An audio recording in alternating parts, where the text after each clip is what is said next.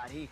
और यही होता रहा है मिलॉर्ड, तारीख पर तारीख, तारीख पर तारीख, तारीख पर तारीख, तारीख पर तारीख मिलती रही है, लेकिन इंसाफ नहीं मिला मिलॉर्ड, इंसाफ नहीं मिला।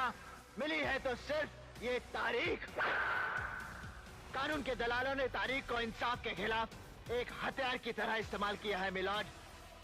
2 तारीखों के बीच अदालत के बाहर ये कानून का धंधा करते हैं, धंधा जहां गवाह तोड़े जाते हैं, खरीदे जाते हैं, मारे जाते हैं और रह जाती है सिर्फ तारीख। लोग इंसाफ के लिए अपनी जमीन जायदाद बेचकर केस लड़ते हैं और ले जाते हैं तो सिर्फ तारीख। औरतों ने अपने गहने जेवर यहां तक कि मंगलसूत्र तक बेचे हैं इंसाफ के लिए और उन्हें भी मिली है तो सिर्फ तारीख। महीनों सालों चक्कर काटते काटते इस अदालत के कई फरियादी खुद बन जाते हैं तारीख और उन्हें भी मिलती है तो सिर्फ तारीख। ये केस पूरे हिंदुस्तान के कमजोर और सताए हुए लोगों का है।